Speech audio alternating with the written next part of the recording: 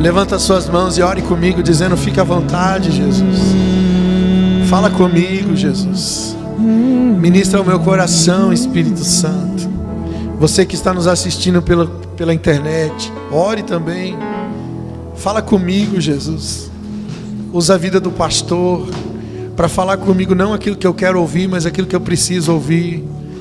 Você tem liberdade, Jesus, para nos tratar, para nos exortar, para nos edificar, para nos consolar, para construir em nós o modelo, a ideia, o conceito, o propósito.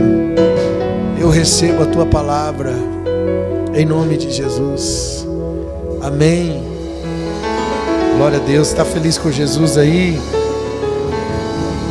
Maravilha. Glória a Deus. Abra sua Bíblia comigo. Livro de Gênesis. Primeiro livro, primeiro capítulo também. Nós vamos ler as primeiras palavras da Bíblia. Gênesis capítulo 1, verso 1. Aleluia.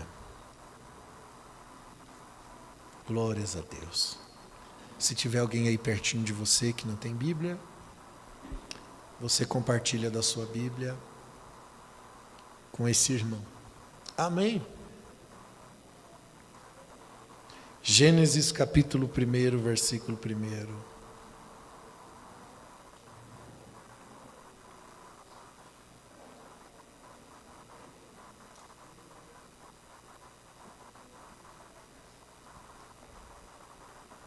O tema da mensagem nessa noite é o plano original, reproduzindo o fruto de Deus. Amém? Deus vai pegar você aqui hoje. Gênesis 1, verso 1 diz assim: no princípio, criou Deus o céu e a terra. A terra era sem forma e vazia, havia trevas sobre a face do abismo, e o Espírito de Deus se movia sobre a face das águas. E disse Deus: haja luz, e houve luz.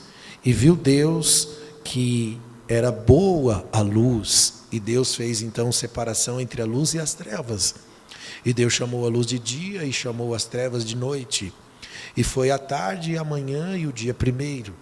E disse Deus: haja expansão no meio das águas, e haja separação entre águas e águas.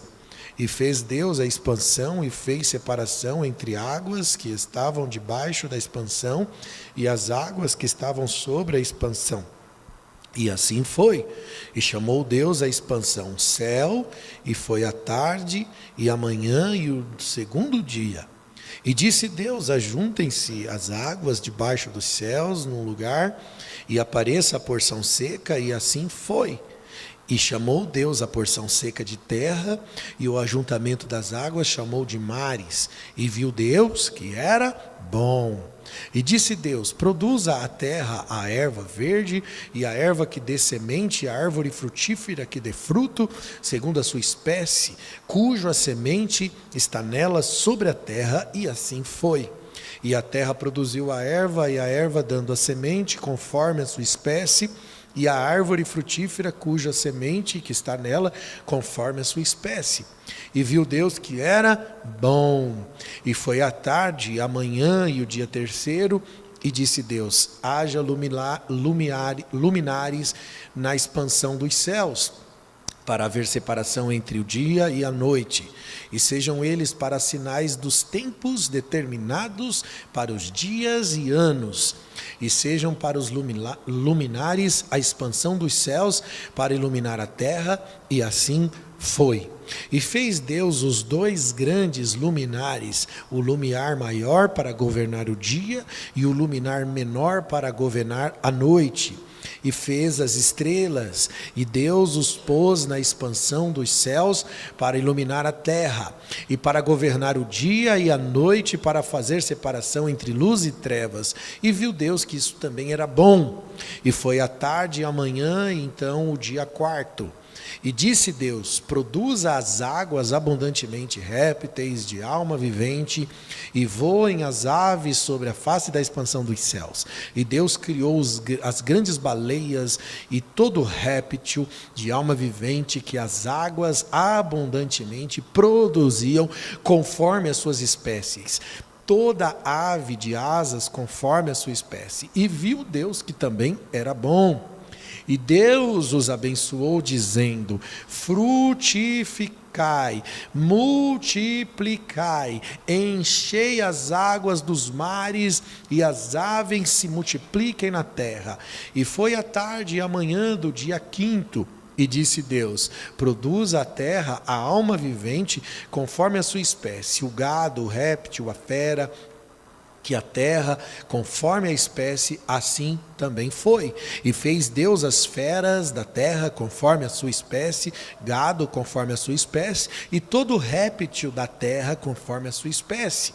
E viu Deus que era bom.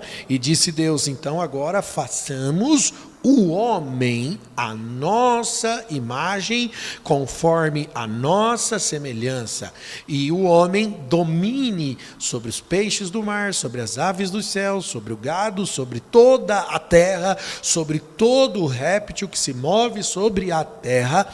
E criou Deus o homem à sua imagem, e a imagem de Deus o criou, criou o homem e a mulher o criou. E Deus os abençoou, e Deus lhes disse: frutificai e multiplicai-vos, e enchei a terra, e sujeitai-a, e dominai sobre os peixes do mar, sobre as aves dos céus, sobre todo animal que se move sobre a terra. E disse Deus: eis que vos tenho dado toda a erva que se dê semente, e que está sobre a face da terra, e também toda árvore que dá fruto, que se dê também semente, e ser-vos-á para mantimento.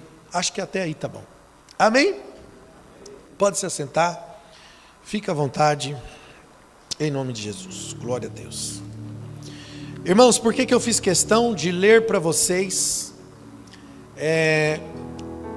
essas primeiras palavras da Bíblia, onde mostra o início da criação, Deus criando todas as coisas antes de criar o homem, e Deus dando ao homem autoridade para governar sobre todas as coisas que ele criou. Você vê Deus criando céus e terra como se fosse uma coisa só, porque na verdade céu e terra, no original, eles são uma coisa só.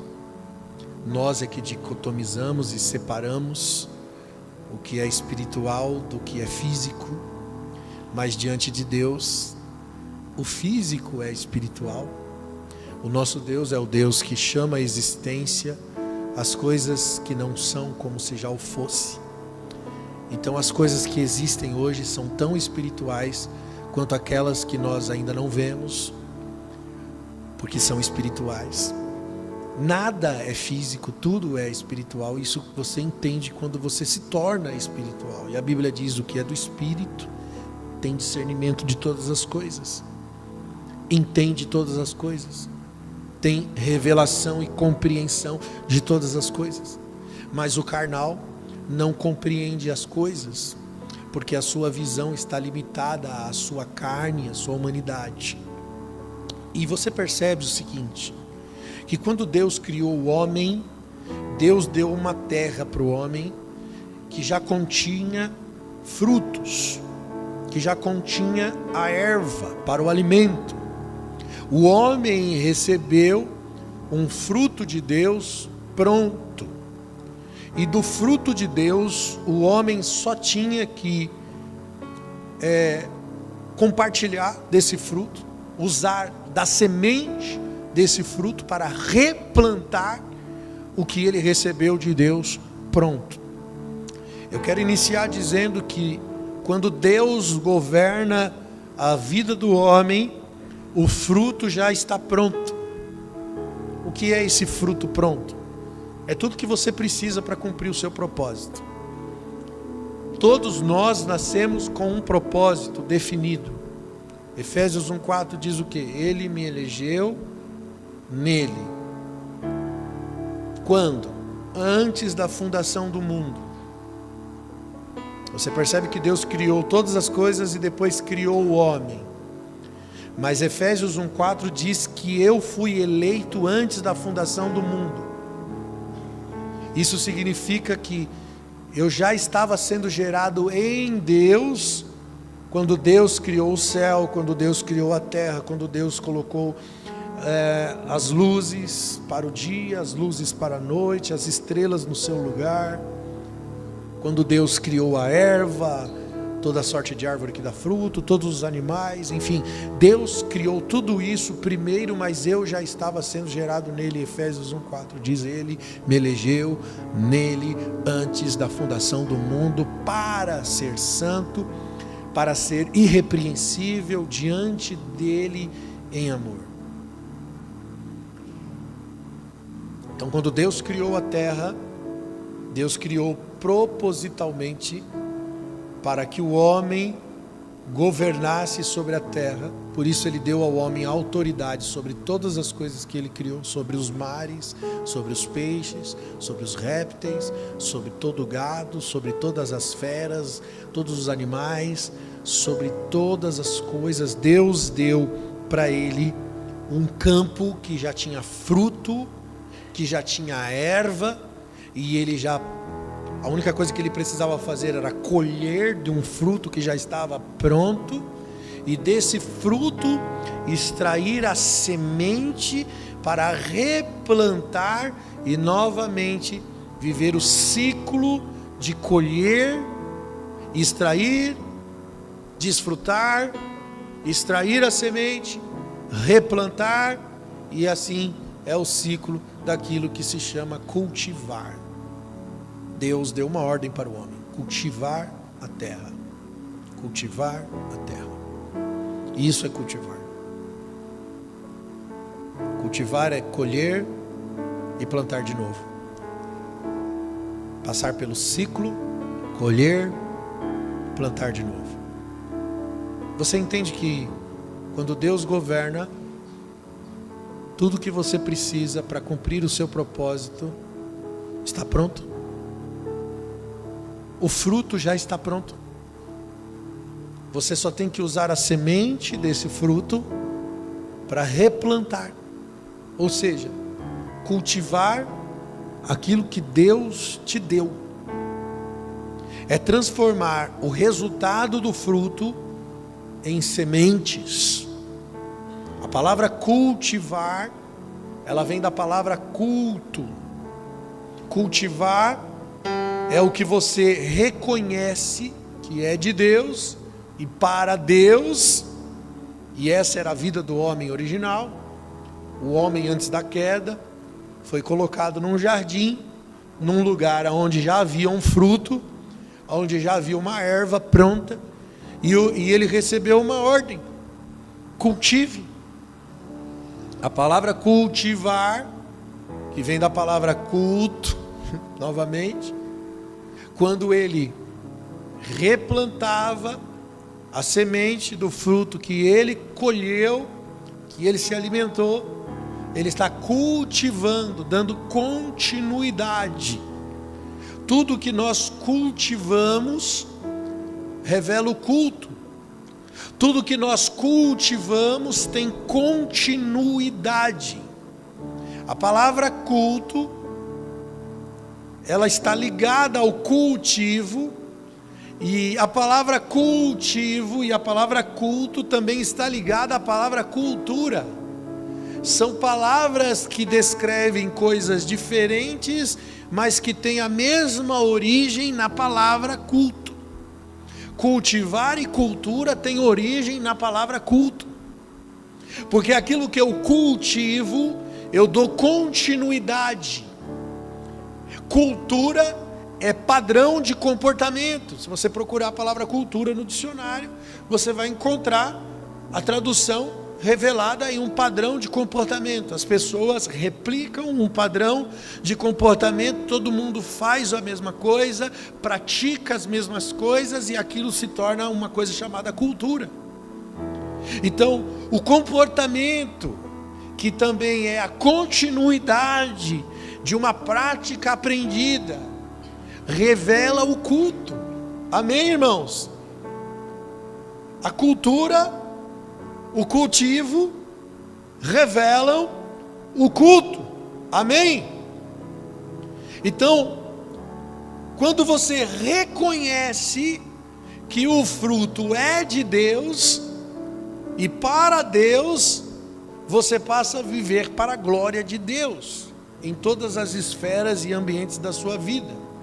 Irmãos, quem nós adoramos é revelado naquilo que nós valorizamos, porque é onde nós estamos cultivando, é onde nós estamos gastando energia, é onde nós estamos dedicando vida, propósito, motivo, razão, pelo qual nós fazemos ou pelo qual nós movemos. E a razão, o motivo, o propósito revela quem você adora. Jesus disse: aonde estiver o seu coração, também estará o quê? O seu tesouro. Por quê? Porque revela quem você adora. O seu tesouro revela o seu Deus.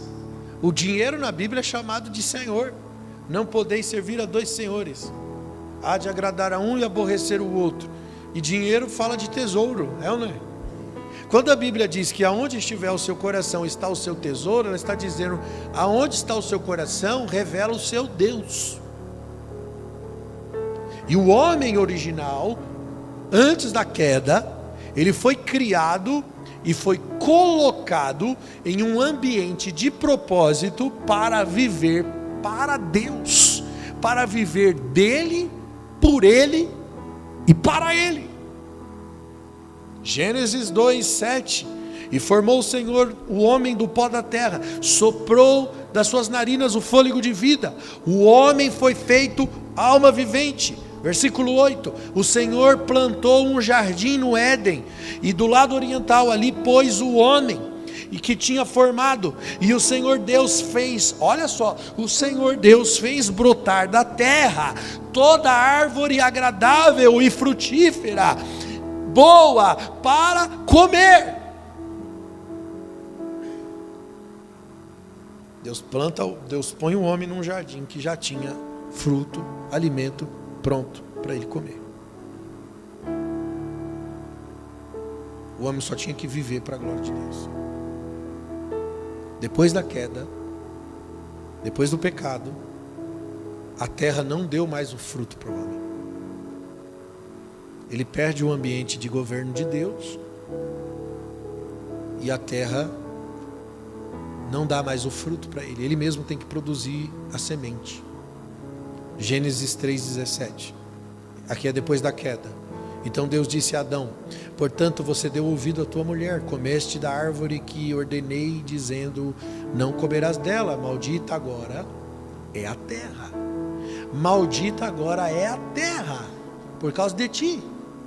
E agora, com dores, você comerá dela todos os dias da sua vida. Essa terra, versículo 18, produzirá para você, homem, espinhos e abrolhos. Do suor do seu rosto, você comerá do teu pão, até que você tornes a terra, porque foste formado do pó, e para o pó se tornará. Você percebe que o homem perdeu o fruto pronto.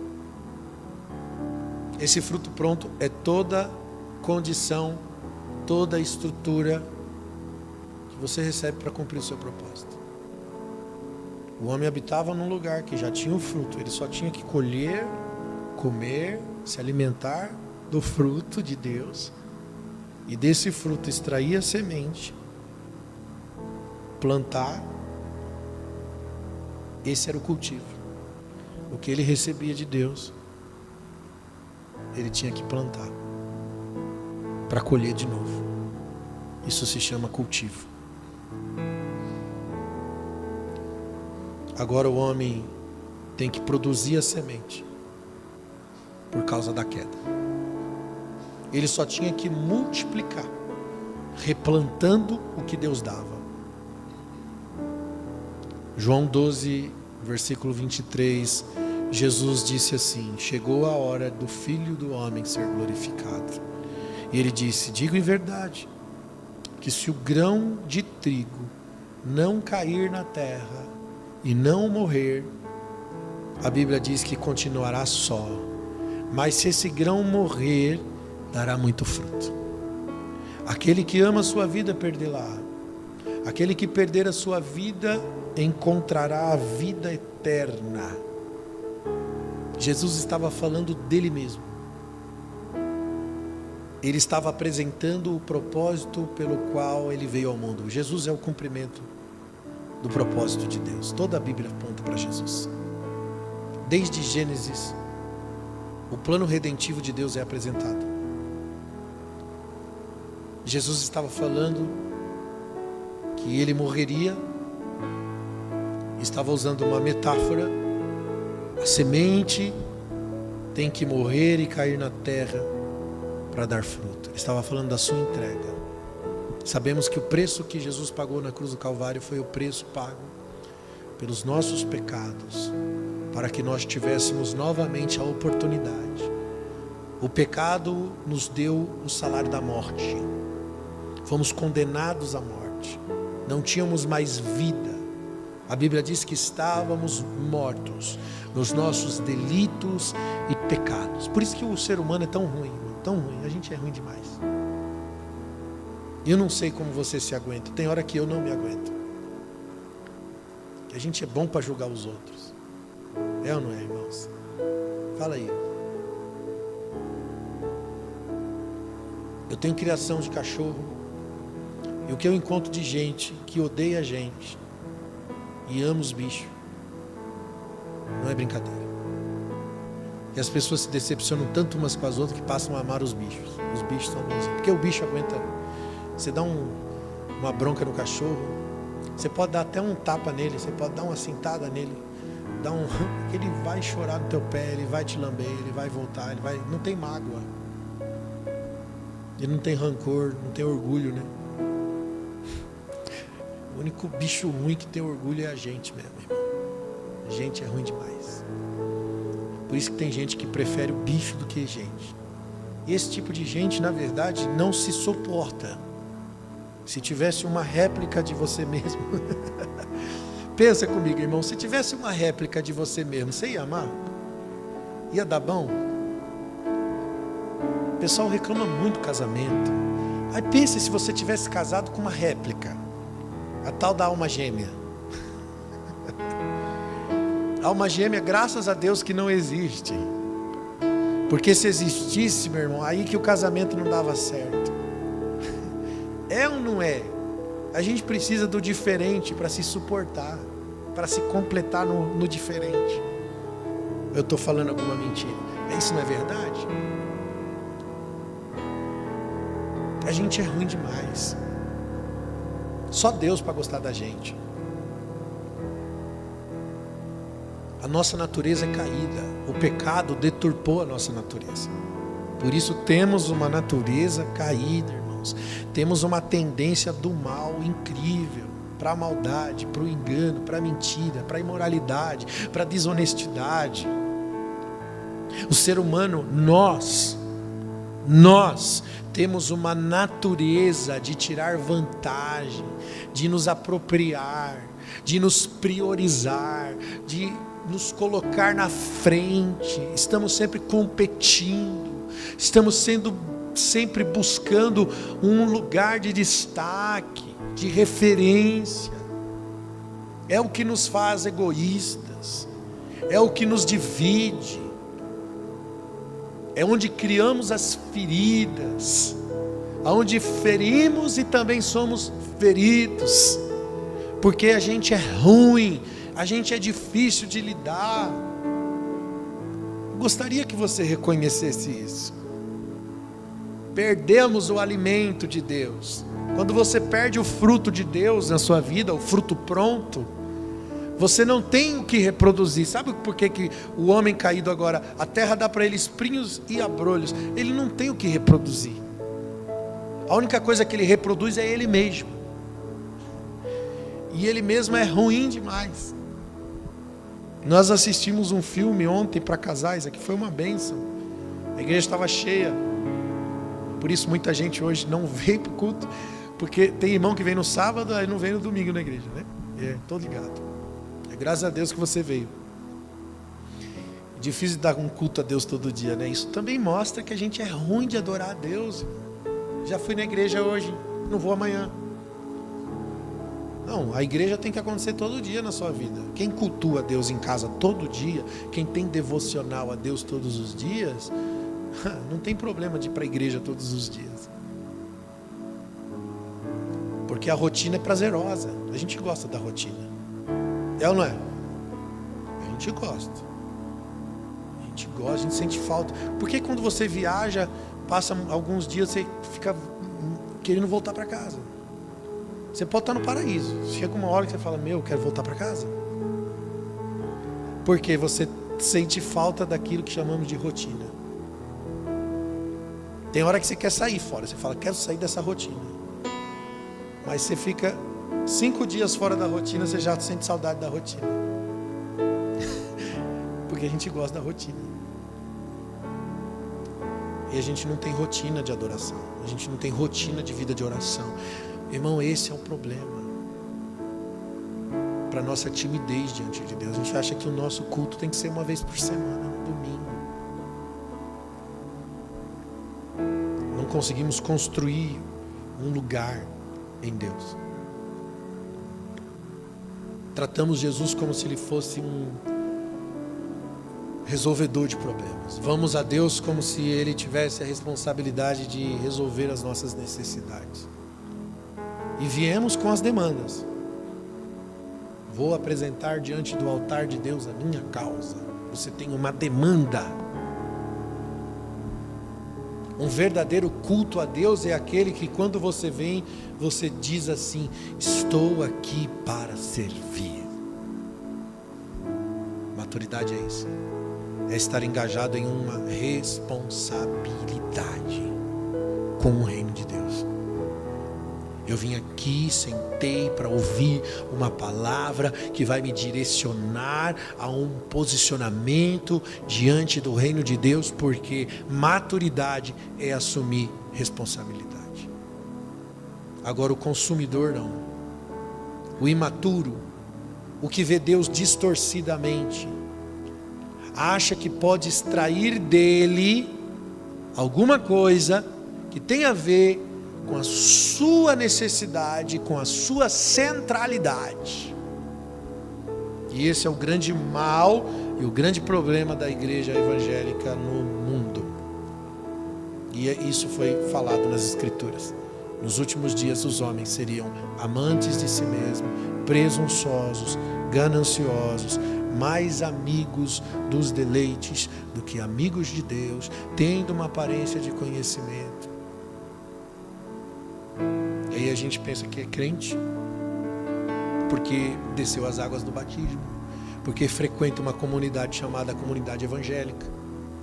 E muitas vezes a grande maioria de nós não somos ainda verdadeiramente convertidos a Deus. A verdadeira conversão, ela passa por um processo onde a sua vida se torna o propósito de Deus. Não tem mais a ver com você. Um dia Jesus olhou para Pedro e falou assim, quando tu te converteres.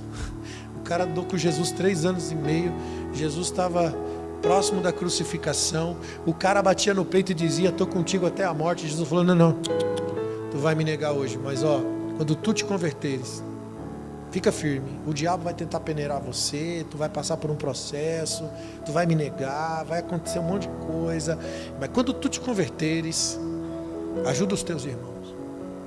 Ficou brabo, porque ele se achava crente. Quantos de nós, irmãos, Eu já tive momentos na minha vida que eu achava que eu estava crente, que eu era. E aí Deus me fez passar por processos na minha vida, onde eu entendi que eu não conhecia Deus de fato.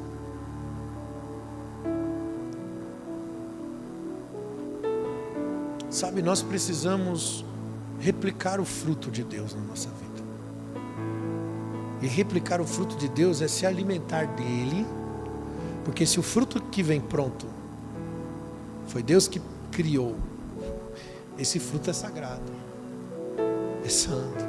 Tudo que Deus criou, criou para ser santo. Inclusive eu e você, para ser santo diante dele em amor. E aí Deus te dá um fruto pronto para você se alimentar e reproduzir. A ordem é cultiva. Cultiva a terra. Eu te dei um jardim com toda sorte de erva pronta para colher, toda sorte de árvore com fruto para colher, com sementes para você replantar. E você sabe qual é o processo de uma semente, né?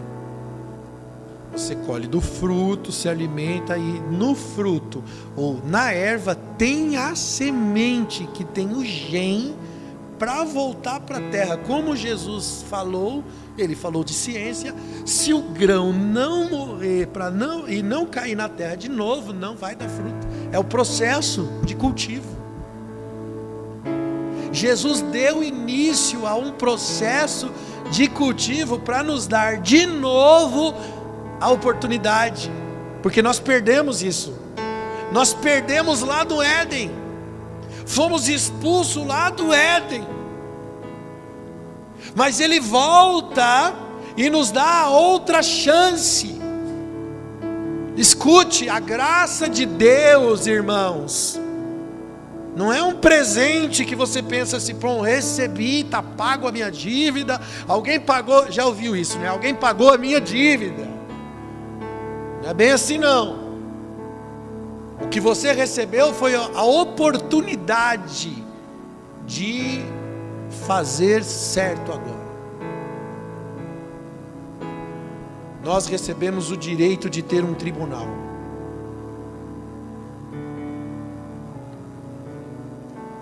Antes da graça, o que nós tínhamos era uma condenação eterna.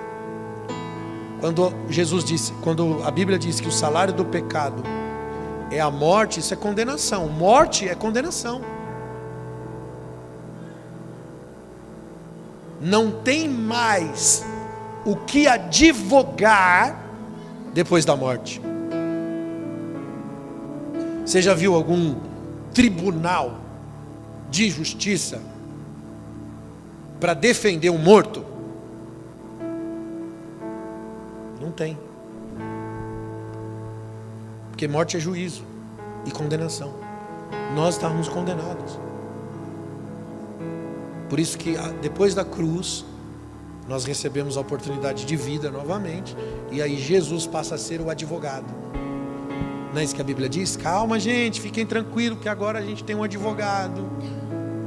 Se você pecar, se arrependa, porque olha, tem um advogado que vai defender a sua causa. É Jesus. E agora a gente tem um tribunal.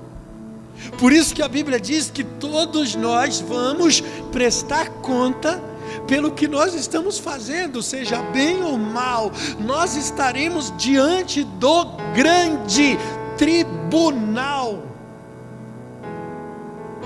A graça de Deus é o direito de um tribunal que nós perdemos. Então nós vamos prestar conta. A graça de Deus é a oportunidade que eu tenho novamente de comer do fruto de Deus.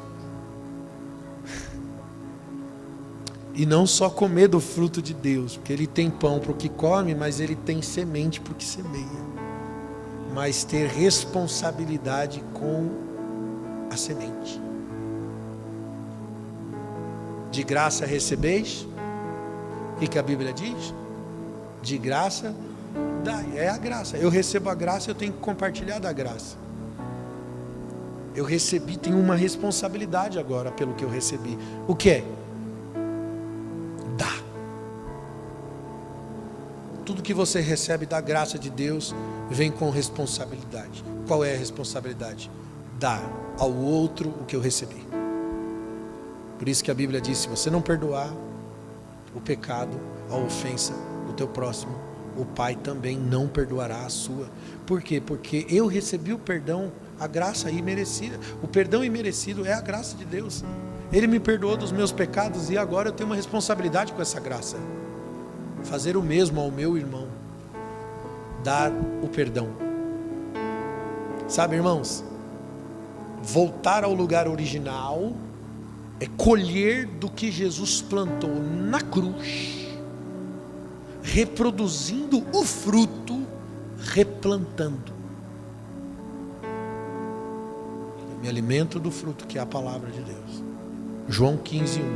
Eu sou a videira verdadeira, meu pai é o lavrador. Jesus falando: toda vara que em mim não dá fruto, ele tira, e limpa toda aquela que produz fruto, para que dê mais fruto ainda. Vocês estão limpos pela palavra. Deem frutos. Estejais em mim, eu estarei em vós. Porque a vara sozinha não pode dar fruto, mas se ela estiver em mim, dará muito fruto. Você está entendendo, querido? Nós recebemos a oportunidade novamente de comer do fruto da videira, que é Jesus. Quando eu olho para Jesus, eu vejo que Ele é a expressão do amor de Deus.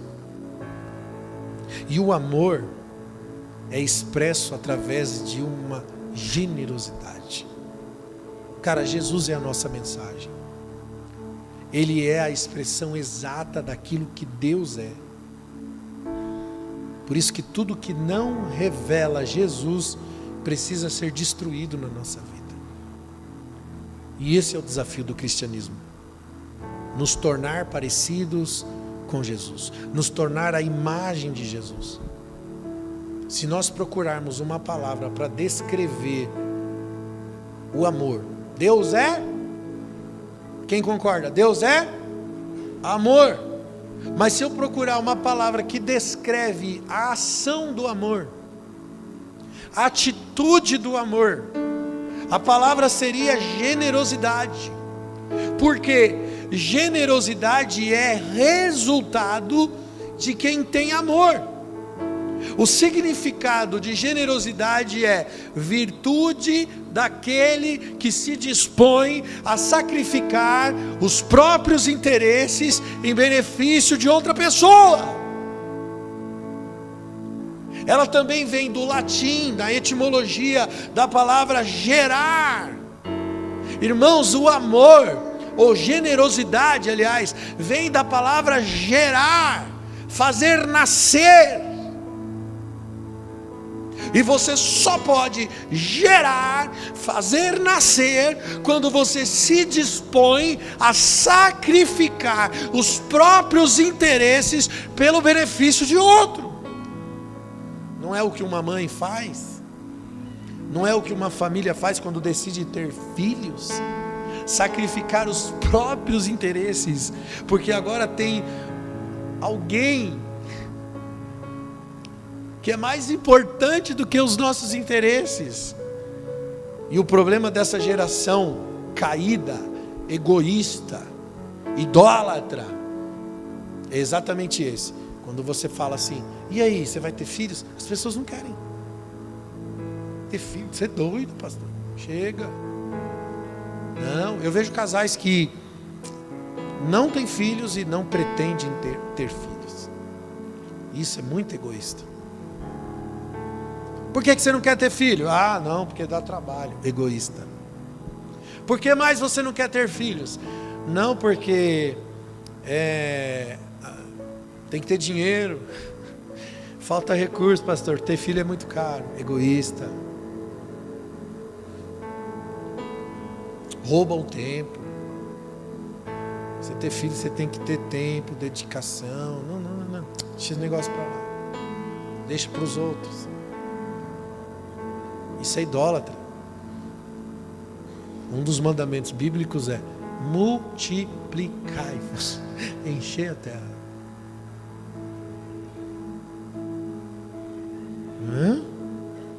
Tem gente que não quer, não. Eu gostaria que você pensasse por que você não quer ter filhos. Será se isso não vem de um sentimento egoísta, que prioriza você e não o outro? Porque tudo tem a ver com amor, uma vez que o filho vem da união de um amor genuíno, de um amor real, de duas pessoas. O amor tem o gen da generosidade e te dá a capacidade de sacrificar os seus interesses.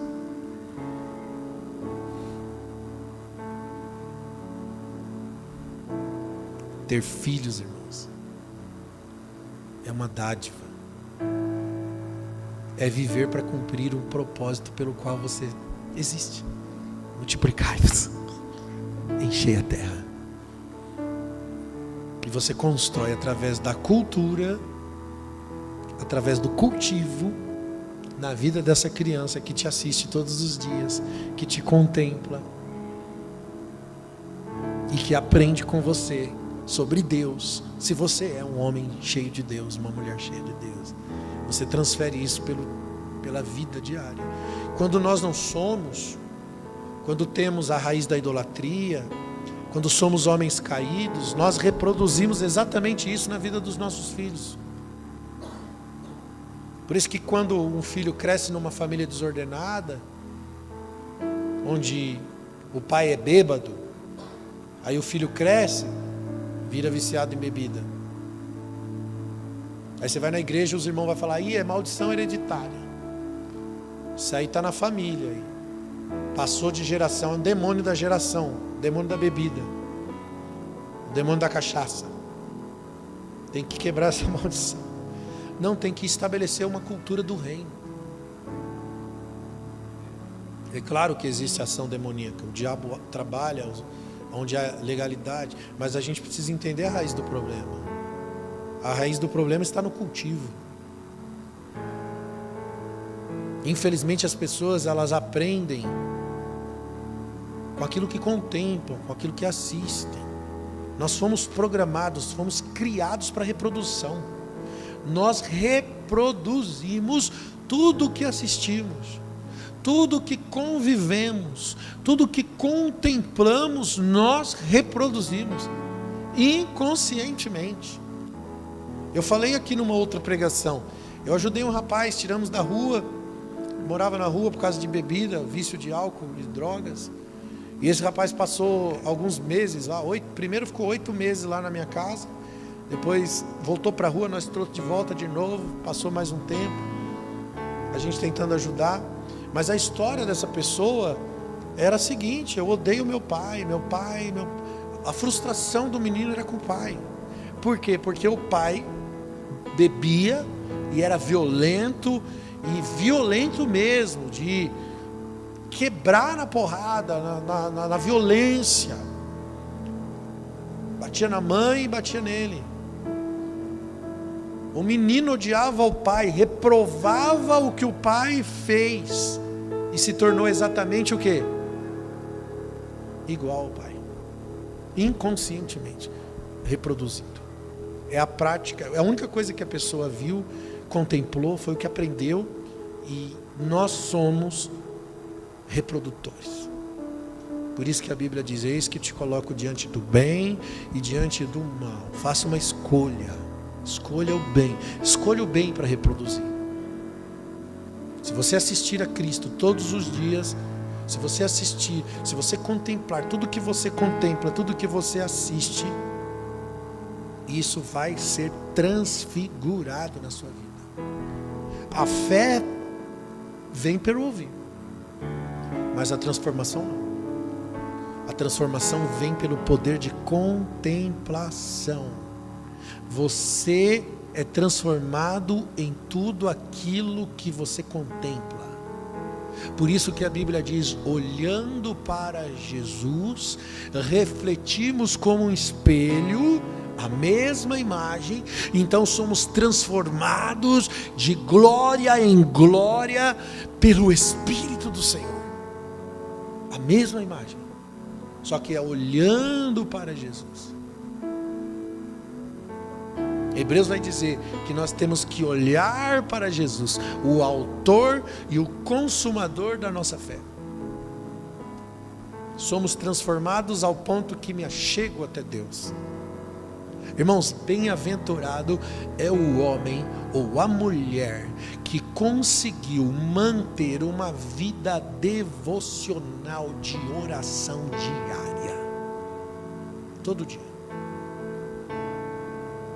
Essa pessoa processualmente é transformada, é uma pessoa mais parecida com Deus, porque você contempla Deus, você passa tempo com Deus, você fala com Deus, e se você fala, você escuta também, Ele fala com você.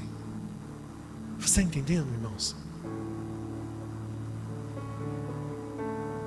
Cara, e Deus nos amou demais. E a revelação do amor de Deus está na generosidade. Primeiro na criação.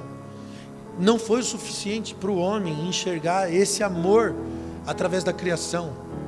E aí Deus continua sendo generoso pela busca de recuperar esse homem caído, esse homem separado. A Bíblia diz, João 3,16, Deus amou o mundo de tal maneira que deu seu Filho unigênito, para que todo aquele que nele crê não pereça, mas tenha a vida eterna. E aí você percebe que Deus te amou sem esperar alguma coisa em troca.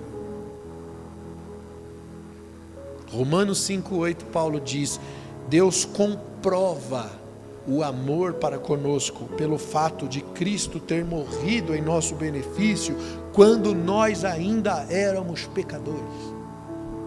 Em outras palavras, eu não tinha nada para oferecer e Jesus foi lá e pagou o preço por mim, morreu por mim. Deus me amou, e Deus me amou e deu seu Filho. Aprenda uma lição: é impossível amar sem dar. Quem ama, dá. Você pode até dar e não ter amor, mas nunca amar e não dar. 1 Coríntios 13,3 diz que ainda que eu dê aos pobres tudo o que eu possuo, a Bíblia diz que se não tiver amor, nada disso vale a pena. E às vezes a pessoa pode até dar, mas ter um outro interesse por trás do que está dando. Você pode dar aos pobres e ter um outro interesse que não é o amor.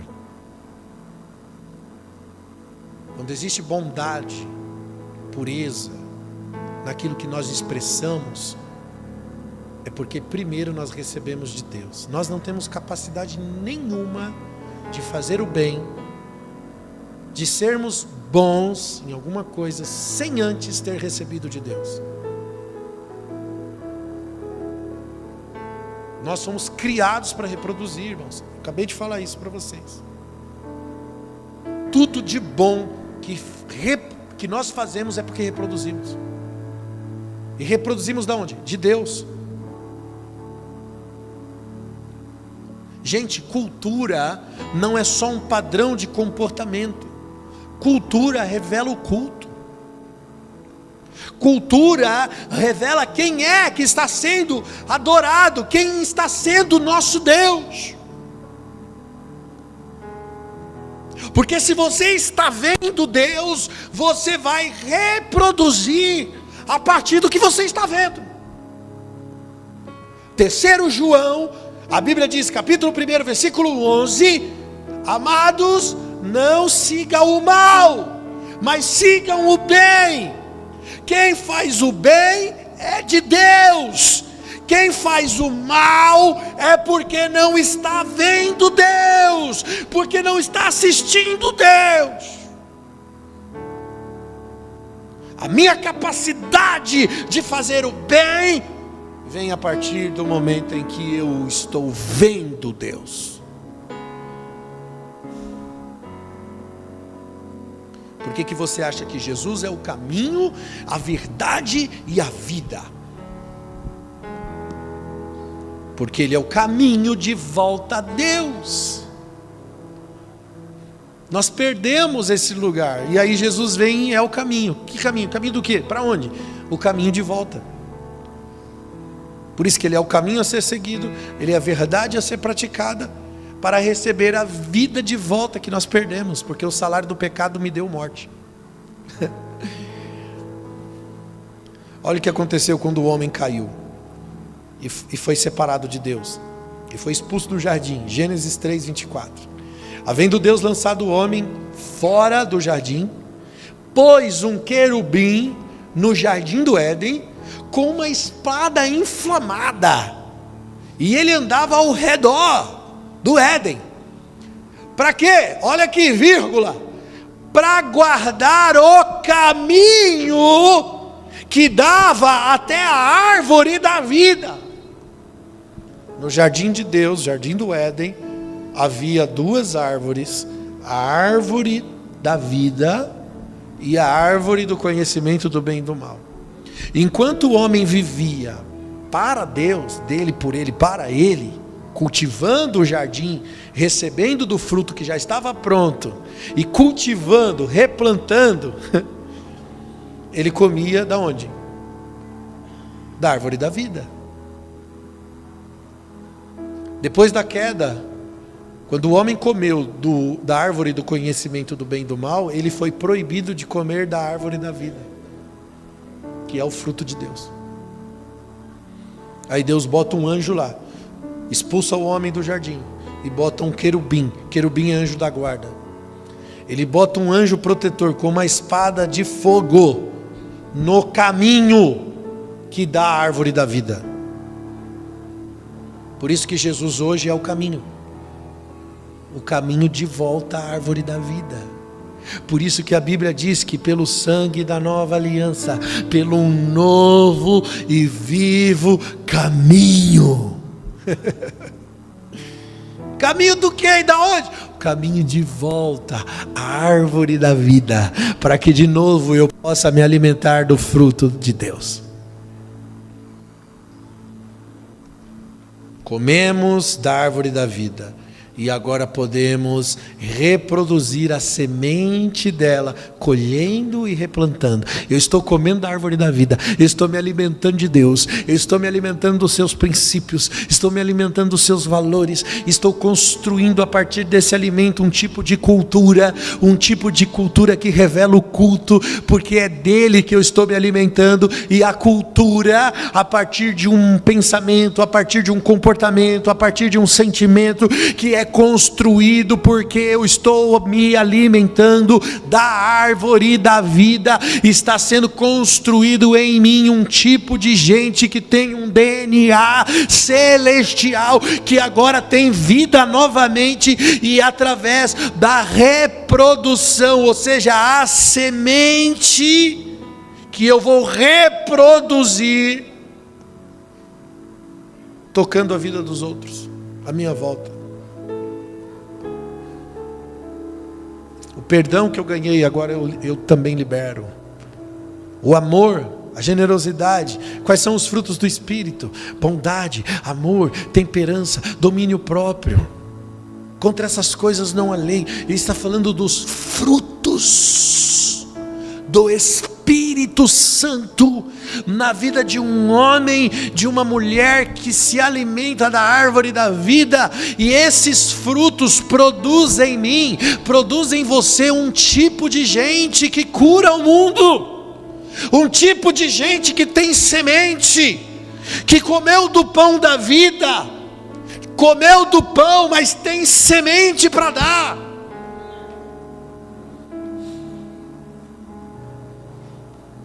Viver para Deus é reproduzir dele. A gente pensa, eu vou viver para Deus. Eu já vi gente no ministério falando assim, eu quero viver para Jesus, eu vou largar tudo, vou fazer igual os apóstolos, largar a esposa, filhos e seguir Jesus por aí. Tá louco, cara? Vou largar o emprego, vou viver de missionário. Tinha um missionário, eu conheci um missionário, irmão, largou tudo. O cidadão largou a mulher, largou a família, veio para São Paulo. Não, que eu estou fazendo a obra missionária.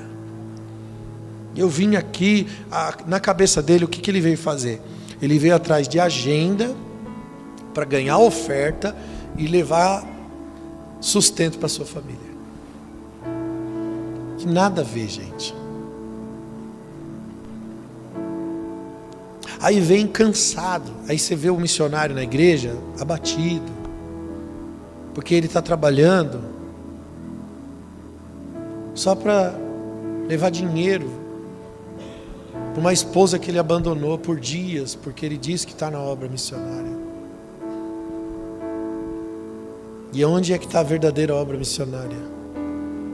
Qual que é o verdadeiro campo que esse missionário deveria estar trabalhando? O próprio casamento, os próprios filhos que ele abandonou. Viver para Deus não é viver com o microfone na mão, pregando, palestrando. Tudo isso a gente pode fazer se Deus permitir. Mas quando a missão for real em você, que a verdadeira missão é você ter semente para as pessoas à sua volta. Você come do fruto e você constrói a cultura do comportamento que esse fruto do Espírito, produz em você. As pessoas que te assistem, que convivem com você, elas vão reproduzir o que vê. Transformação vem pelo poder de contemplar. Você acha que os seus filhos vão ser o quê? Eles vão ser exatamente você. Pastor, meu filho é difícil. Meu filho é um problema, rapaz, não sei o que eu faço. Eu não sei para quem puxou esse menino. Puxou para você. Puxou para os seus erros. E se você, pai, mãe, não reconhecer os seus erros, você não vai conseguir salvar, porque ainda há tempo de salvar. Você tem que construir um ambiente de arrependimento. Ver onde é que você errou. Reconhecer esses erros, ir lá nos teus filhos e falar: eu errei aqui, me perdoe. Eu poderia ter feito diferente. Hoje eu reconheço, não sei, eu era imaturo, eu não sei qual que é a tua história. Eu não sei qual que é a história. Mas eu sei que Deus pode te dar discernimento, sabedoria, para você construir um ambiente de arrependimento. Mas enquanto você ficar achando que esse menino, não sei para quem puxou, meu Deus, cara, menino difícil, lava minhas mãos, Jesus. Não lava não, para de lavar as mãos. Está dando uma de Pilatos agora? Vai dobrar o joelho, vai ser intercessor da vida do seu filho. Vai chorar por ele, vai encontrar o lugar que você errou. Porque ele é resultado da história. Em algum lugar na história dele onde você é responsável. Você botou no mundo. E botar filho no mundo é propósito. Só que a gente esquece que dentro do propósito tem uma responsabilidade. E aí você falha na responsabilidade, porque você não deu para ele do fruto da árvore da vida. Ele não viu em você bondade, amor, mansidão, domínio próprio. Muitas vezes o que o seu filho viu foi você abandonando a mãe, traindo, errando, fazendo um monte de coisas que só gerou dor, frustração, perca de referência, perca de identidade. Aí o menino vira uma pessoa difícil da vida e você acha que o problema é dele. O problema é seu, você não foi responsável. Você não comeu do fruto da árvore da vida. você deixou ele se alimentar da mesma porcaria que você se alimentou. Você é responsável. Está um silêncio aqui, né, gente? Me ajuda aí, dá um glória a Deus, pelo menos. Fala, Jesus, pega eu, me ajuda. Sei lá. Entra na mensagem, irmão. Pega que é para você mesmo. Para mim também, eu recebo. Nós amamos a Cristo porque Ele nos amou primeiro. Ele nos constrangeu e nós o assistimos. Nós vemos o seu modo de amar. E a partir do que eu assisto em Deus, eu posso reproduzir. Sabe por que eu amo a Deus? Porque Ele me amou primeiro. Sabe por que eu posso servir alguém? Porque Deus me serviu. Sabe por que eu posso perdoar alguém que me feriu? Porque Deus me perdoou primeiro. Ninguém pode fazer nada de bom, ninguém pode expressar nada de correto primeiro, porque sempre Deus faz primeiro. E essa é a nossa única responsabilidade no Evangelho, fazer as pessoas à nossa volta o que Jesus fez por nós.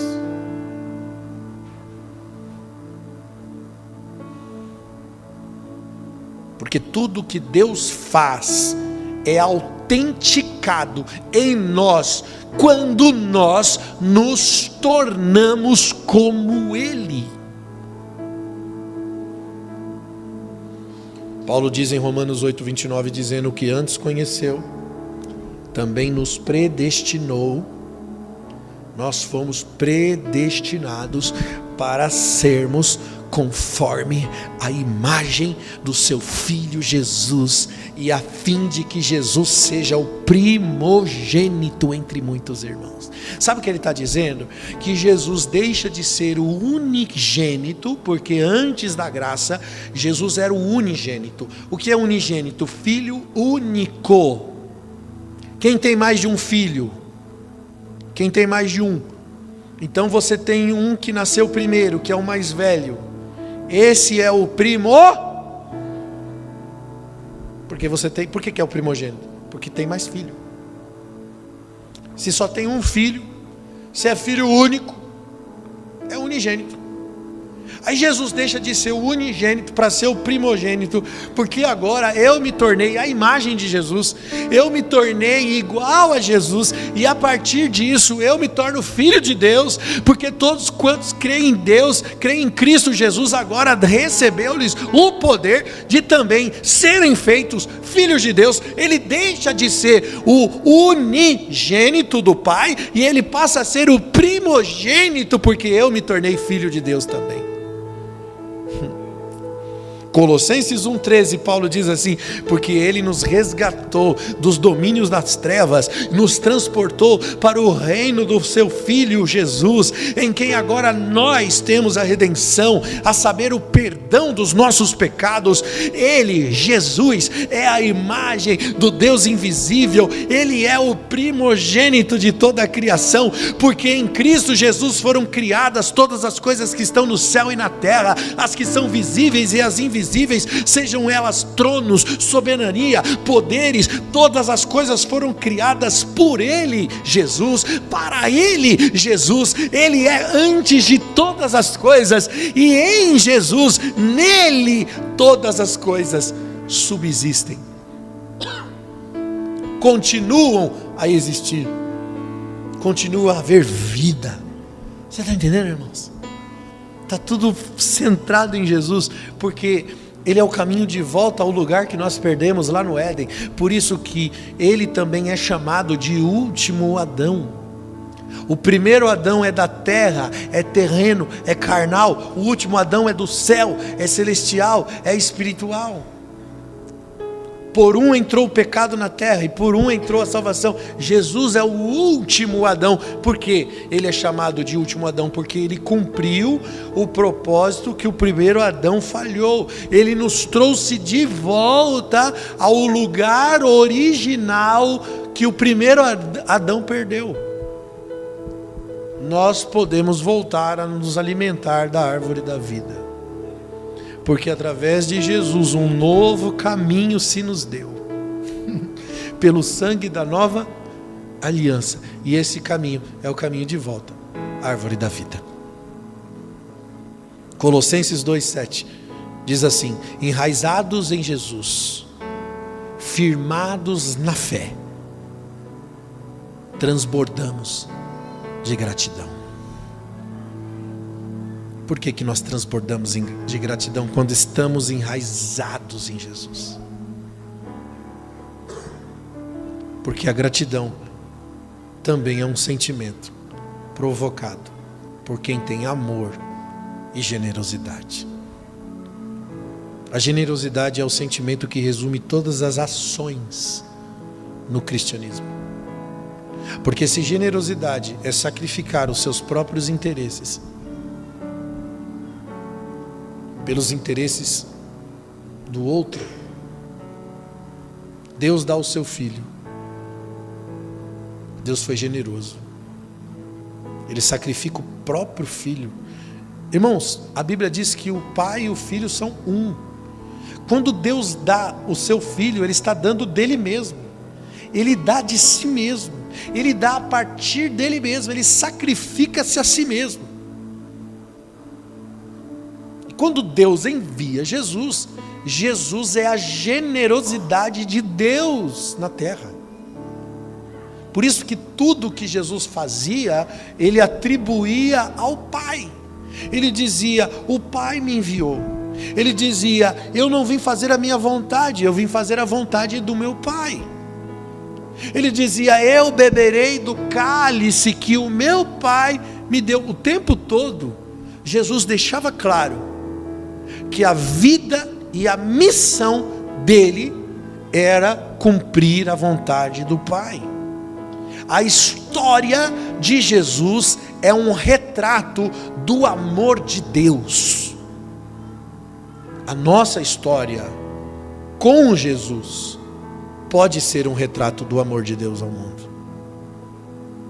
Porque se você volta a comer do fruto da árvore da vida, através de Jesus, que é a videira verdadeira, você vai reproduzir o fruto. Isso se chama cultivo. 2 Coríntios 9,7, quando Paulo está falando de oferta, ele diz: gente, cada um contribua segundo propôs no seu coração, não com peso de obrigação, mas com alegria, porque Deus dá, Deus ama quem dá com alegria. O reino de Deus, irmãos, o reino e a justiça de Deus deve ser a nossa busca diária. Buscar em primeiro lugar o quê? Reino e justiça. O que é reino? É Deus governando. O que é justiça? Jesus é a justiça de Deus. Não, pastor, justiça é Jesus. É Jesus. Não tem nenhuma regra de justiça, não tem nenhum senso de justiça. Tem, olhe para a vida de Jesus. Romanos 3,21, agora se manifestou a justiça que provém de Deus, que é independente da lei, mas que é testemunha da lei, a justiça de Deus mediante a fé em Cristo Jesus. Em outras palavras, Jesus é a justiça de Deus que se manifestou independente da lei, mas que é testemunha da lei. A generosidade de Deus, o que é generosidade? Vou repetir, é sacrificar os próprios interesses por alguém. A generosidade de Deus, que é Jesus, criou um padrão de justiça. Por isso que quando a Bíblia diz, Deus ama quem dá com alegria, Deus está dizendo que fica feliz, Deus fica satisfeito com quem pratica a justiça.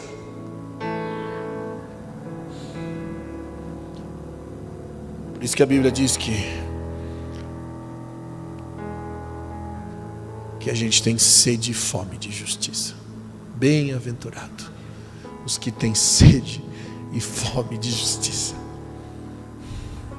2 Coríntios 9:9 está escrito: distribuiu, deu aos pobres, deu seus bens aos necessitados, vírgula, a sua justiça permanece para sempre, porque aquele que supre a semente ao que semeia, também dá o pão ao que come, também suprirá, aumentará a sua sementeira, fará crescer frutos de justiça. Vocês serão enriquecidos de todas as formas, para que vocês possam ser generosos em qualquer ocasião, por nosso intermédio, e que a sua generosidade resulte em ação de graças a Deus. Ou seja, a tua generosidade é resposta de um culto a Deus, porque a ação de graças é culto, é agradecimento. Quando você é generoso, e eu não estou falando de oferta, eu não estou falando de contribuição, eu estou falando em todas as esferas da vida. Ser generoso é sacrificar o seu interesse pelo interesse de outra pessoa. Quando você faz isso, Deus é glorificado. É isso que a Bíblia está dizendo. Deus é que é visto, porque generosidade resulta em ação de graças. Deus é reconhecido. E foi para ser assim que nós fomos criados. Perdemos essa essência. O pecado deformou o homem. E agora a expressão do homem caído é a ganância. É o desejo de ter, ser e saber. O homem é escravo da concupiscência da carne, da soberba da vida, da ostentação por riquezas. E aí Jesus veio para resgatar a cultura de um verdadeiro culto a Deus.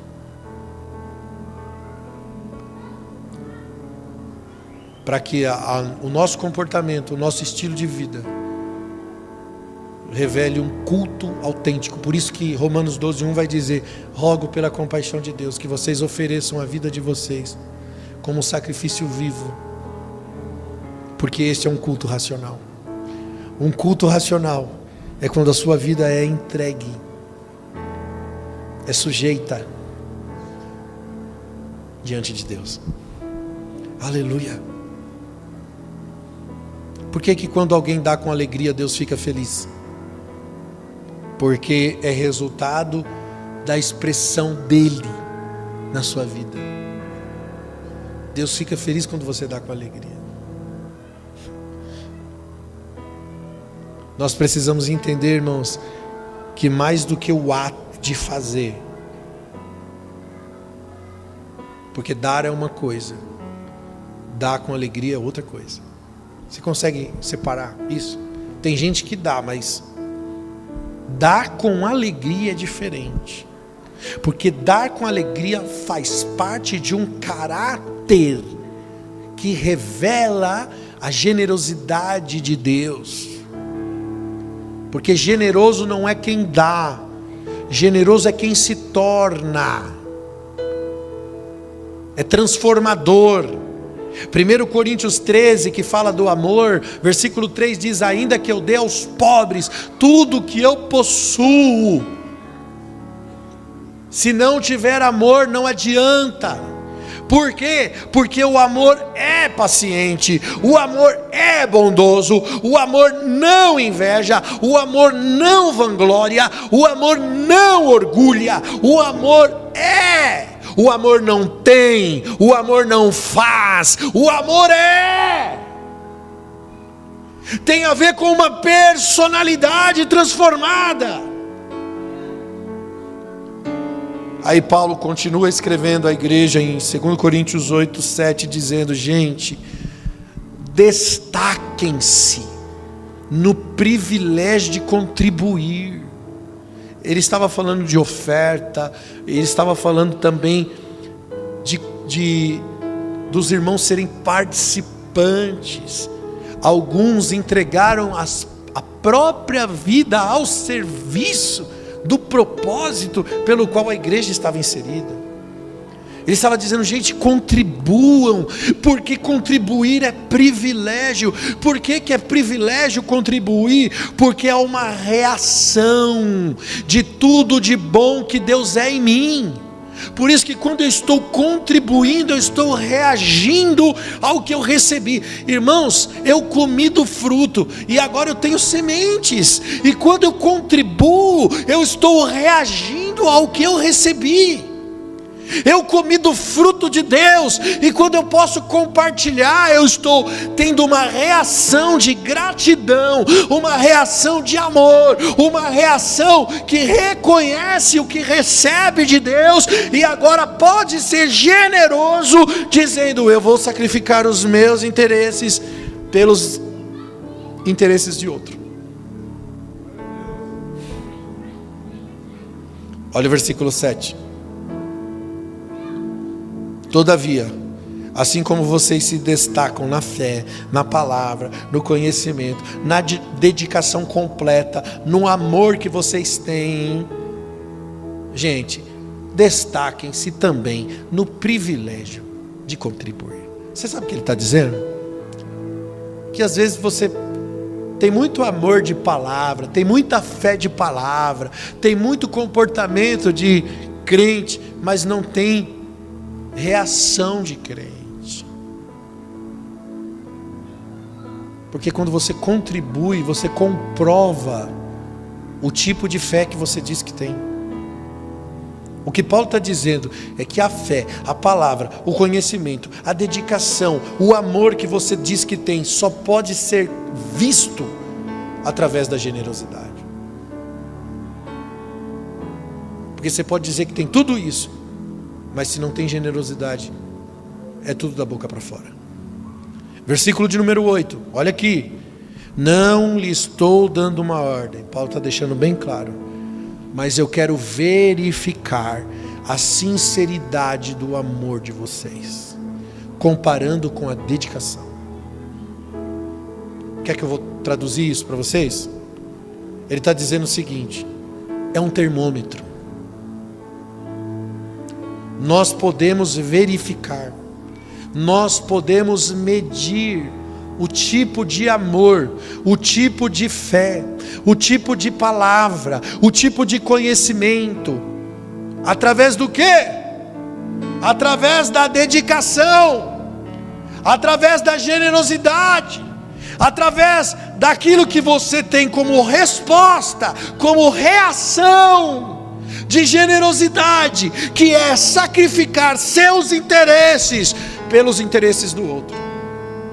É aqui que é comprovado o tipo de fé, o tipo de conhecimento, o tipo de amor que você diz que tem.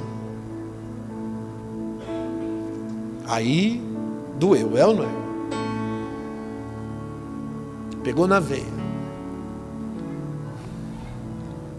Eu vou encerrar.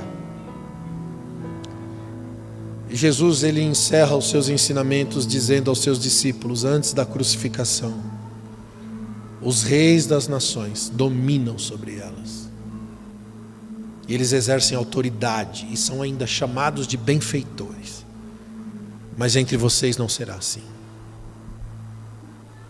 Entre vocês, o maior deve ser como o menor, o que governa deve ser como aquele que serve.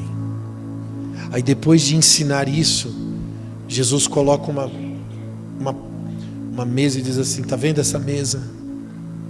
Quem é maior? Quem se assenta na mesa ou quem serve a mesa? E eles disseram: Senhor, é quem senta na mesa. Eu, porém, sou como aquele que serve a mesa. Aí depois de dizer isso, ele diz: eu vos designo o reino. recebam o reino. E o que é receber o reino? É receber essa incumbência, irmãos, de servir, de viver, abrindo mão, sacrificando os próprios interesses, para servir o outro. Isso é ser generoso. Isso é revelar o amor de Deus na prática. Coisa que para nós muitas vezes tem sido muito difícil no nosso meio cristão. O nosso cristianismo precisa ter mais de Cristo. E se você reconhece isso, cara, é um momento perfeito para você botar a sua boca no pó e dizer: Deus, me ajuda a ser um crente melhor. Me ajuda a ser um filho de Deus. Eu quero fazer o que o Pai faz. Eu quero ser um reflexo da Tua glória. Eu quero ser luz na vida dos meus filhos, na vida das pessoas que me assistem, com quem eu convivo. Irmãos, as melhores pessoas para dizer se você é um cara transformado em Cristo são aqueles que convivem com você. Você já viu pessoas que você começa a conviver, você se decepciona? Não deveria ser assim. Nós deveríamos conviver e nos apaixonar ainda mais por Jesus. Ah, mas o homem é falho, o homem é pecador, o homem está cheio de desculpa, a gente está aceitando a vida caída. Eu estou falando de um lugar sublime, onde a vereda do justo é como a luz da aurora. Amanhã tem que ser melhor que hoje. Seus defeitos, fraquezas, seus pecados, independente de quantos sejam, eles precisam ser abandonados, eles precisam ser substituídos pelo caráter, pela presença de Deus, pelos frutos do Espírito. Irmão, vai até a árvore da vida. Foi aberto um novo e vivo caminho. Jesus é o caminho, a verdade e a vida. Ande por Ele.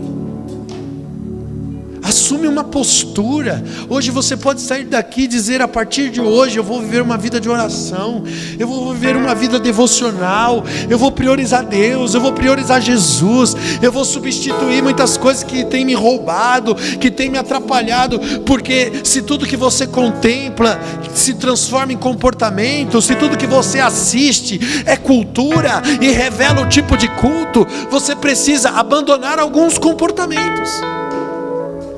Talvez você tenha contemplado muita coisa que tem te atrapalhado em contemplar a Cristo. Abandone essas coisas. Ah, mas não é pecado.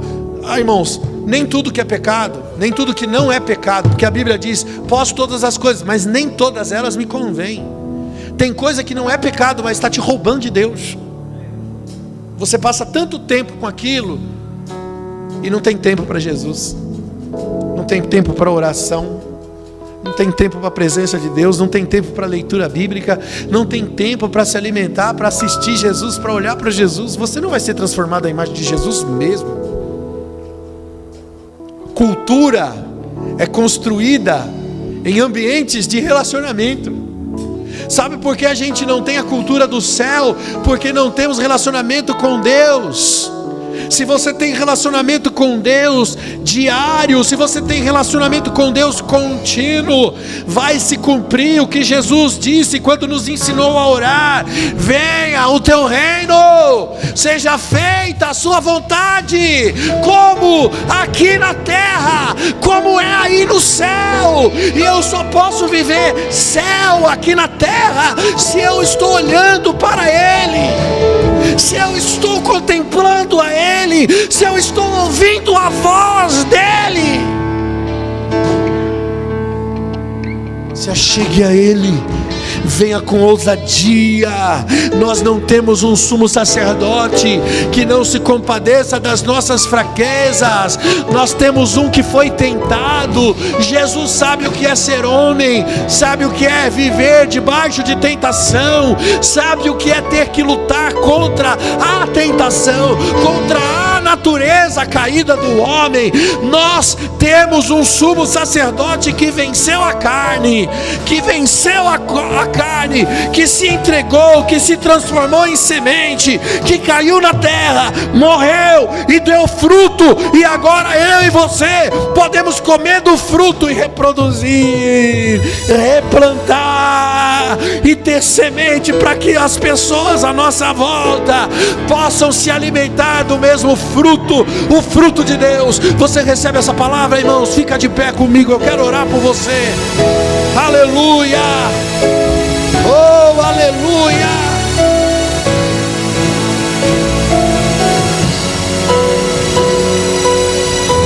Yabasuri kandarai rekiasto rodiandaraga suri andere baraba.